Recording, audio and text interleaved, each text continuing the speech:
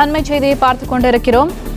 பராசக்தி படத்தின் கதை திருத்தப்பட்டதாக கூறப்படும் புகார் எழுந்துள்ள நிலையில் அனைத்து தரப்பினரையும் விசாரித்து ஜனவரி 2 அறிக்கை தாக்கல் செய்ய வேண்டும் என தென்னிந்திய திரைப்பட எழுத்தாளர் சங்கத்துக்கு சென்னை உயர்நீதிமன்றம் உத்தரவு பிறப்பித்துள்ளது.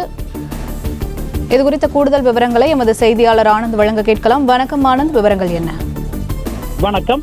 நடிகர் சிவகார்த்திகேயன், ரவி மோகன், ஆதவ் உள்ளிட்டோர் நடித்துள்ள பராசக்தி திரைப்படத்தை வெளியிட தடை விதிக்க கோரிய வழக்கில் கதை திருட்டு புகார் தொடர்பாக ஜனவரி 2 விசாரித்து அறிக்கை அளிக்கும்படி சென்னை உயர்நீதிமன்றம் உத்தரவிட்டிருக்கிறது.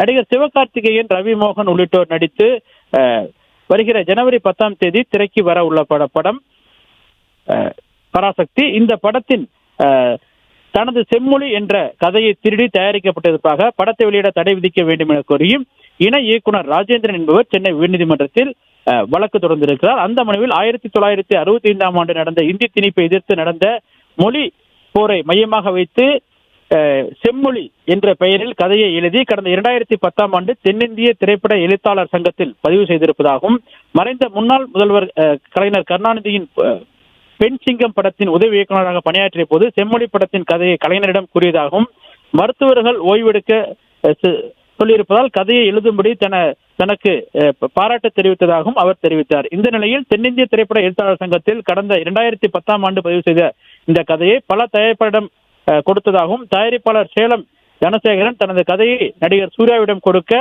அவர் அதனை இயக்குனர் சுதா உள்ளிட்டோரிடம் கொடுக்க தெரிவித்ததாகவும், ஆனால் தன்னுடைய கதையை திருடி தற்பொழுது பராசக்தி என்ற பெயரில் படம் எடுக்கப்பட்டிருப்பதாகவும், எனவே இந்த படத்திற்கு தடை விதிக்க வேண்டும் எனவும் கூறியிருந்தார்.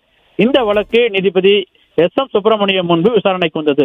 அப்பொழுது தற்போது எடுக்கப்பட்டிருக்கிற பராசக்தி படமும் ஏற்கனவே மனுதாரருடைய படத்திற்கான கதையும் ஒரே கதையா இல்லையா என்பது தொடர்பாக முழுமையாக ஆய்வு செய்ய வேண்டும் எனவும், எனவே ஜனவரி 2 பதிலளிக்கும்படி பராசக்தி பட இயக்குனர் மற்றும் தயாரிப்பாளருக்கு நோட்டீஸ் அனுப்ப நீதிபதிகள் உத்தரவிட்டனர். மேலும் மனுதாரர் புகார் குறித்து அனைத்து தரப்பினரும் விசாரித்து அறிக்கையை தாக்கல் செய்யும்படி தென்னிந்திய திரைப்பட எழுத்தாளர் சங்கத்திற்கும் உத்தரவிட்ட நீதிபதி விசாரணையை ஜனவரி 2 தள்ளி வைத்திருக்கின்றார்.